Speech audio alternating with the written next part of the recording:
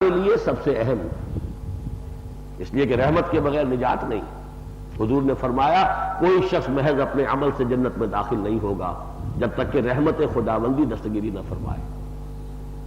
اور کسی نے پوچھ لیا حضور کیا آپ بھی؟ آپ نے فرمایا ہاں میں بھی، الا یتغمدنی ربی برحمتہ، میرا رب میری رحمت سے اپنی رحمت سے مجھے ڈھانپ لے گا تبھی میں۔ تو رحمان سے بڑھ کر پیارا کوئی نام ہوگا؟ علم القرآن، قرآن سکھایا۔ کیمسٹری کس نے سکھائی؟ اللہ نے سکھائی یا نہیں کسی اور نے سکھا دی؟ اللہ نے جو علم حضرت آدم کو علم الاسماء دیا تھا اسی کی ایکسفولیشن ہو رہی ہے نا، اسی کا ظہور ہے، دیا ہوا تو علم اسی کا ہے، سب کچھ اس نے سکھایا، لیکن تمام علوم میں چوٹی کا علم قرآن۔ یہ چوٹی کی چار چیزیں ہیں۔ اچھا خلق الانسان، تو جنوں کو کس نے بنایا؟ فرشتوں کس نے بنایا؟ کسی اور نے؟ آسمان کس نے بنائے؟ پہاڑ کس نے بنائے؟ حیوان کس نے بنائے؟ ستارے کس نے بنائے؟ سب کچھ اس نے بنایا، لیکن اس کی چوٹی کی مخلوق انسان، اشرف المخلوقات، خلقتہ بیدی، جس کو میں نے اپنے دونوں ہاتھوں سے بنایا، جس کے سامنے سارے فرشتے سر بسجود کر دیے گئے، جبرائیل سمیت، میکائیل سمیت، اسرافیل سمیت، جھکو سجدہ کرو آدم۔ فسجد الملائکۃ کلھم اجمعون، تین مرتبہ یہ جو ہے جمع کل کے کل، سجد الملائکہ الف لام حصر کا ہے، سب فرشتوں نے سجدہ کیا، کلھم ان میں سے سب نے کیا، اجمعون سب نے کیا، جمع ہو کر کیا، یکبارگی کیا۔ تو سب سے اونچی مخلوق اس لیے خلیفۃ اللہ ہے نا، انی جاعل فی الارض خلیفہ ہے۔ اور نمبر 4، انسان کو جو صلاحیتیں دی ان میں چوٹی کی صلاحیت بیان۔ آپ کو بینائی کی صلاحیت دی، بہت سے حیوانات کی بینائی آپ سے میری بینائی سے نہ معلوم کتنے ہزار گنا زیادہ ہے۔ ایسے حیوان ہیں جنہیں دیکھنے کے لیے روشنی نہیں چاہیے، اندھیرے میں بھی دیکھتے ہیں۔ میں اور آپ کو محتاج ہے، روشنی ہوگی تو دیکھیں گے ورنہ نہیں دیکھ سکتے۔ جتنی صلاحیتیں دی ہیں، ایک عقل اور ایک بیان، یہ انسان میں چوٹی کی ہے۔ اور عقل اور بیان یہ ایک ہی چیز کے دو ایسپیکٹس ہیں، کسی چیز کو سمجھنا پھر بیان کرنا۔ اس لیے جن لوگوں نے میڈیسن کی تعلیم حاصل کی ہے، فزیولوجی پڑھی ہے، برین سب سے اونچا جو ہے حصہ اس کا گرے میٹر، اس میں اسپیچ سینٹر سب سے بڑا ہے، اس کے بھی دو حصے ہیں، سمجھنے والا اسپیچ سینٹر کی بات کو سمجھے، اور پھر بولنے والا اور سمجھانے والا اور ایکسپریس کرنے والا اپنے آپ کو۔ یہ ہے ایک ہی شے کے دو بازو ہیں۔ یہ ہے علمہ البیان، وہ بات سمجھتا بھی ہے، بیان بھی کر سکتا ہے۔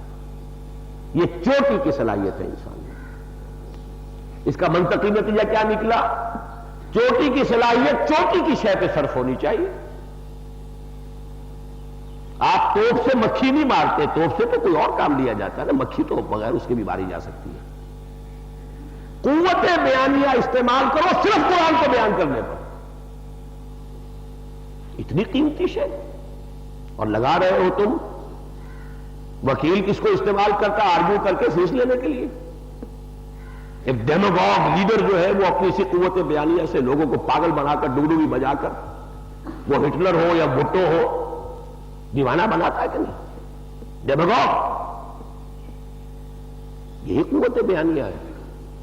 ایک ایک پیشی کے 50,000 ہزار روپے وہی لے سکتے ہیں نا کہ جن کے اندر اس قانون کا فہم بھی ہے، اسے بیان بھی کر سکتے ہیں، آرگو کر سکتے ہیں۔ اس قوت بیانیہ کو اقبال کا شعر یاد آ رہا ہے، اگر یک قطرہ خوداری، اگر مشتے پرے داری، بیا بامن تو آموزم طریقے شاہبازی را۔ اگر تمہارے جسم میں کوئی قطرہ خون کا ہے، کوئی پر مٹھی بھر پر اللہ نے دیے، تو آؤ شاہبازی سیکھو، دوسروں کا شکار نہ بنو، دوسروں کو شکار کرو۔ بیا بامن تو آموزم طریقے شاہبازی را، شاہباز بنو۔ حضرت مسیح نے کہا تھا جب وہ گلیلی جھیل پر گئے ہیں اور کچھ وہاں پر دھوبی کپڑے دھو رہے تھے اور کچھ مچھلیاں پکڑ رہے تھے، اے مچھلیوں کے پکڑنے والوں آؤ کہ میں تمہیں انسانوں کا شکار کرنا سکھاؤں، انسانوں کو شکار کرو۔ یعنی مراد کیا ہے؟ اللہ کی دعوت پہنچاؤ، اللہ کے بندے بناؤ، اور تمہارے لیے وہ توشہ آخرت بنیں گے۔ حضور نے حضرت علی کو خطاب کر کے فرمایا یا علی ان یہدی اللہ بک رجلا واحدا خیر لک من حمر النعم، اگر اللہ تمہارے ذریعے سے ایک انسان کو بھی ہدایت دے دے وہ تمہارے لیے سرخ اونٹوں سے بڑی دولت ہے۔ ہدایت اللہ دے گا، تم نہیں دے سکتے، تم ذریعہ بن جاؤ، اسے سمجھاؤ، اسے پہنچاؤ، دین پہنچاؤ، قرآن پہنچاؤ، تعلیم دو، اس کا پیغام اس تک پہنچا دو، تم ذریعہ بن جاؤ گے نا۔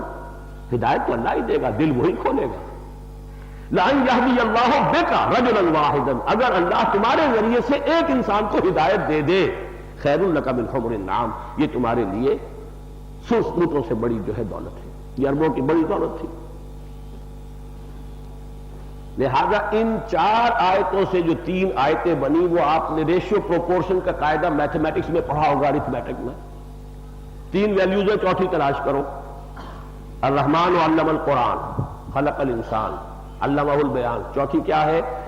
خیرکم من تعلم القرآن وعلمہ، پھر تم میں بہترین لوگ وہ ہیں جو قرآن سیکھے اور سکھائیں۔ منطقی نتیجہ ہے کہ نہیں؟ سیدھا سا ارتھمیٹک کا قاعدہ ہے یہ تو، 3 ویلیوز ہیں، الرحمن علم القرآن خلق الانسان علمہ البیان، عن عثمان ابن عفان رضی اللہ تعالی عنہ خیرکم من تعلم القرآن وعلمہ۔ یہ ہے وہ بات جس کی کہ دعوت دی جا رہی ہے آپ کو۔ آپ نے ایم ایس کیے ہیں، پی ایچ ڈیز کیے ہیں، ایم بی بی ایس کیے ہیں، 20 سال تعلیم میں لگائے ہیں، نہ معلوم کتنے لگائے ہیں، کیا جواب دیں گے اللہ کے ہاں کہ قرآن نہیں پڑھا؟ انگریزی اتنی پڑھ لی کہ انگریزوں کو پڑھا دو، بے شمار پاکستانی ہندوستانی ٹیچر انگلینڈ کے اندر انگریزوں کو انگریزی پڑھا رہے ہیں، عربی اتنی نہیں پڑھ سکے کہ قرآن کو پڑھ سکتے، پھر کہیں کہ قرآن پر ایمان ہے ہمارا، جھوٹے ہیں۔ ان کا یہ عمل ان کے اس قول کی تردید کر رہا ہے، یقین ہو کہ یہ اللہ کا کلام ہے، اور پھر یہ طرز عمل ہو۔ اس پر میں وہ 8 آیتیں بھی سنا دوں جو سورہ واقعہ کے آخر میں آئی، تفصیل سے بیان کا موقع ہی نہیں ہے اب۔ فَلَا أُقْسِمُ بِمَوَاقِعِ النُّجُومِ، تو لوگوں میں قسم کھاتا ہوں ستاروں کے ڈوبنے کی جگہ پر۔ اس آیت کا مفہوم ظاہر بات ہے آج سے پہلے تو سرے سے سمجھ میں نہیں آ سکتا تھا، ستارہ کہاں ڈوبتا ہے، کیسے ڈوبتا ہے، کیا پتا۔ اسی لیے فرمایا وَإِنَّهُ لَقَسَمٌ لَوْ تَعْلَمُونَ عَظِيمٌ، یہ بہت بڑی قسم ہے جو ہم کھا رہے ہیں، کاش کہ تم جانتے، اگر تم جان سکتے۔ اس لیے کہ جب قرآن نازل ہوا اس وقت تک اس کا کوئی تصور ممکن ہی نہیں تھا۔ لا تعلمون، آج کچھ معلوم ہوا ہے، شاید اس سے بھی آگے کوئی بڑی حقیقت آئے۔ یہ جس کو بلیک ہولز کہا جا رہا ہے آج یونیورس میں، وہ کیا ہے؟ بڑے بڑے ستارے جو ہمارے سورج سے بھی ہزاروں گنا بڑے حجم میں تھے، پچک کر ایک نقطہ بن چکے ہیں، اور وہ اتنی خوفناک جگہ ہے کہ جو بڑے سے بڑا سیارہ ان کے قریب آئے گا وہ ویکیوم جیسے کھینچ لیتا ہے ہر شے کو، کھینچ کر دفن کر دے گا اس کے اندر۔ یہ بلیک ہولز آج نظر آئے انسان، پوری گیلیکسیز بلیک ہولز بن چکی ہیں۔ فلا اقسم بمواقع النجوم وانه لقسم لو تعلمون عظیم، اتنی بڑی قسم کھا کر بات کیا کہی؟ انه لقرآن کریم، یہ قرآن ہے بہت باعزت، تم اس کی قدر کو نہیں جانتے۔ یہ کریم کا لفظ عربی زبان میں، اب میں کیا کروں، وقت ختم ہو رہا ہے، کسی کی تعریف کرنی ہو کریم ابن کریم، اس سے آگے کوئی لفظ ہی نہیں۔ واقعہ ہے حضور کی حیات طیبہ کا، غزوہ تبوک کے لیے جاتے ہوئے یا آتے ہوئے واقعہ پیش آیا ہے کہ حضور اکیلے رہ گئے، پورا لشکر ادھر ادھر منتشر ہو گیا، دوپہر کے وقت آرام کرتا تھا لشکر، اب جہاں کسی کو جھاڑی کا سایہ ملا وہیں پر لیٹ گیا، ایک جھاڑی یا کوئی درخت تھا اس پہ آپ نے بھی اپنی تلوار لٹکا دی، اس کے نیچے سائے میں ذرا لیٹ گئے، آنکھ لگ گئی، اتنے میں کافر کا گزر ہوا، انہوں نے کہا اس سے ذرا قوم موقع کب ملے گا، قصہ تمام کروں آج محمد کا۔ حضور کی تلوار لی اور کھینچا، آنکھ کھلی حضور کی، لیٹے ہوئے ہیں، وہ کھڑا ہے، کہتا ہے محمد اب بتاؤ تمہیں کون بچا سکتا ہے مجھ سے؟ فرمایا اللہ بچا سکتا، میں تو اس اللہ کو مانتا ہوں جو علی کل شیء قدیر ہے، اسباب اس کے محتاج ہے، وہ تو اسباب کا محتاج نہیں۔ ایسا لرزہ طاری ہوا، تلوار ہاتھ سے گر گئی۔ اب حضور نے اٹھائی، اب تم بتاؤ تمہیں کون بچا سکتا ہے؟ کریم ابن کریم، ہاتھ جوڑ دیے، آپ تو بڑے کریم بہت شریف انسان ہیں، بڑے شریف انسان کے بیٹے ہیں۔ آپ نے فرمایا جاؤ وعدہ ایک کرو، ہمارے خلاف مسلمانوں کے خلاف کسی جنگ میں شریک نہ ہونا، وعدہ ہے۔ اب جو گیا ہے تو اپنی قوم سے کہا جئتکم من عند اکرم الناس، اس وقت میں جو آ رہا ہوں تو شریف ترین انسان کے پاس سے آ رہا ہوں۔ یہ جو لفظ میں نے آپ وضاحت کی، کریم کسے کہتے ہیں؟ انہ لقرآن کریم فی کتاب مکنون۔ عجیب بات آپ سے عرض کر رہا ہوں، یہ جو ہم پڑھتے ہیں سمجھانے کے لیے، کہیں یہ نہ سمجھیے گا کفر کا کلمہ کہہ رہا ہوں، یہ قرآن نہیں ہے، یہ قرآن کی مصدقہ نقل ہے۔ قرآن تو کتاب مکنون میں ہے، لوح محفوظ میں ہے، ام الکتاب میں ہے، انہ فی ام الکتاب لدینا لعلی حکیم، یہ تین الفاظ قرآن میں آئے ہیں۔ انہ لقرآن مجید فی لوح محفوظ، انہ لقرآن کریم فی کتاب مکنون، چھپی ہوئی کتاب ہے، مخفی، ہماری نگاہوں سے اوجھل ہے۔ انہ فی ام الکتاب لدینا لعلی، وہ ہمارے پاس ہے وہ ام الکتاب، بڑی بلند و بالا۔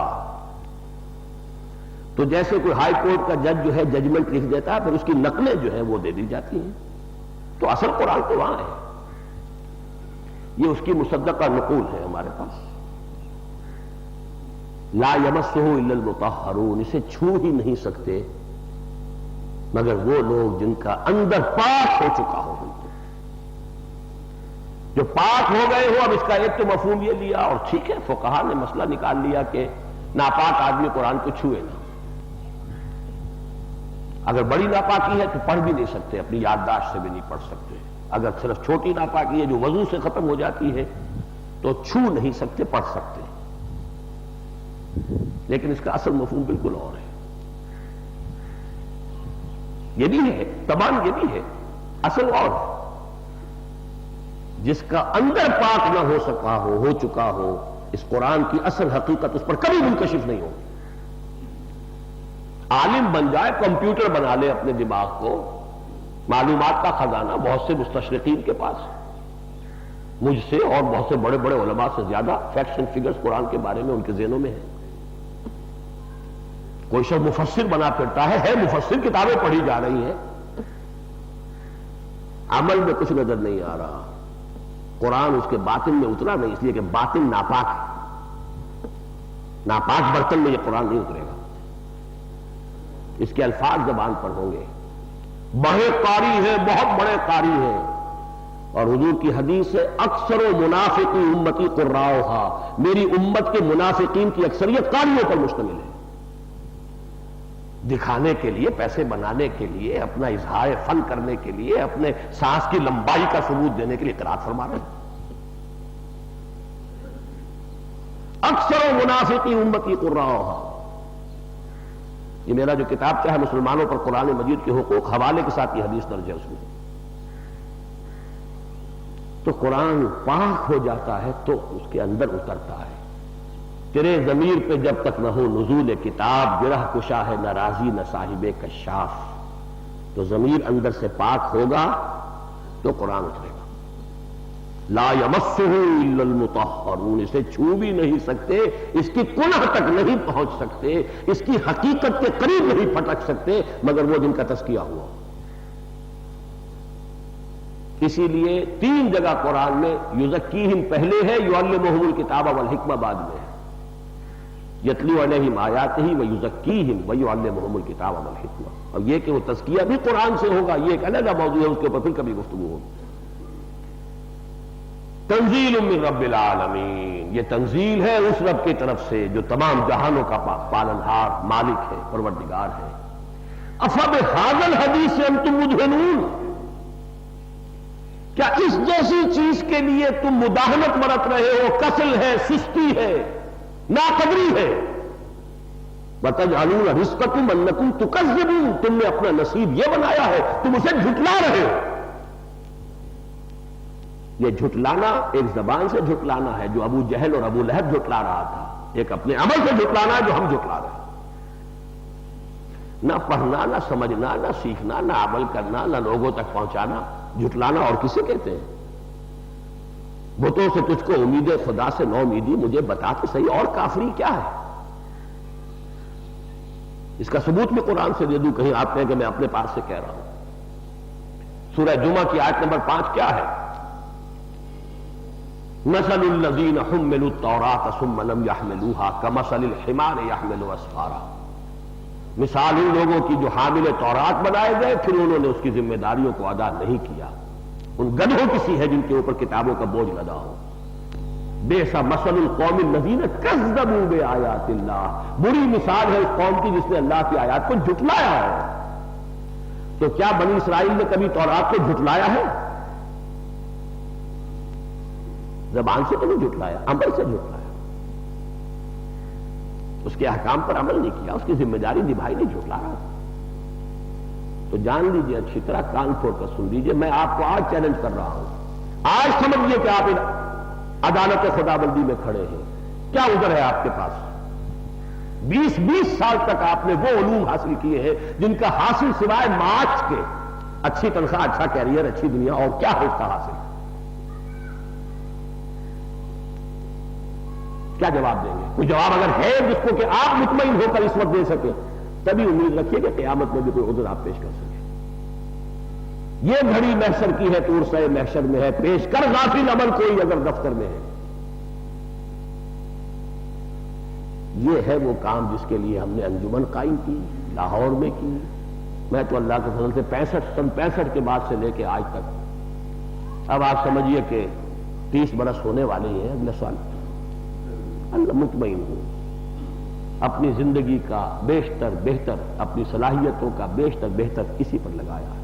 قرآن پڑھا ہے، پڑھایا ہے، سیکھا ہے، سکھایا ہے، اور سب سے بڑھ کر اللہ نے جو کامیابی دی، کم سے کم 50 ایسے نوجوان اعلیٰ تعلیم یافتہ، MBBS BDS، ڈاکٹر سبھی آ رہے ہیں نہیں BDS یہاں، جمعے کے روز جمعے آ کے خطبہ دے رہے ہیں کہ نہیں؟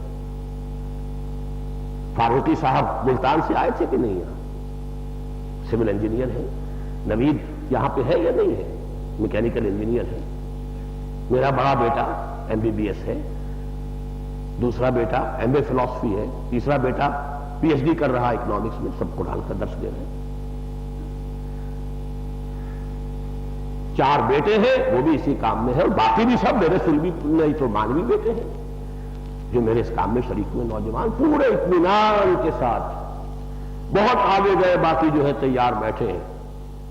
میں تو مسنون عمر ختم کر چکا ہوں، لیکن اس معاملے میں پورا اطمینان ہے۔ اللہ عرض کر سکتا ہوں، اے اللہ کچھ نہیں بنایا، اس دنیا میں جو کچھ میں نے کھایا کمایا ہے اس کا بھی خرچ میں نے پورا کا پورا حساب آمد و خرچ کا دے دیا ہے، اگلے میثاق کے اندر آ جائے گا۔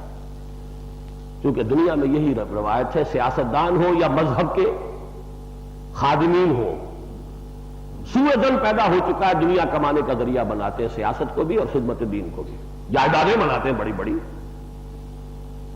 گدیاں ہیں، ان گدیوں کے مقدمے ہوتے ہیں بعد میں، وہ گدیوں والے جو ہے وہ اللہ والے کہلاتے ہیں، چھوڑ کر وہ جائیدادیں جاتے ہیں جن پر اولادوں کے قتل ہوتے ہیں، اور ہو رہا تزکیہ نفس۔ یہ ہے حال۔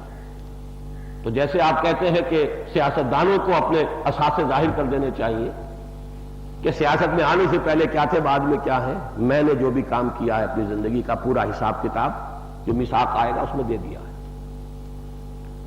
میری کمائی اس زندگی میں، بہرحال جو دوسری محنت ہے تحریک خلافت تنظیم اسلامی، اس کا تو کوئی چونکہ ٹینجیبل کوئی نتیجہ ابھی سامنے نہیں آ رہا ہے، لیکن وہ نتیجہ اللہ کے فضل سے میرے سامنے ہے کہ کم سے کم 50 نوجوانوں کو اس کام میں، خیرکم من تعلم القرآن وعلمہ، اس کام میں لگا دیا ہے۔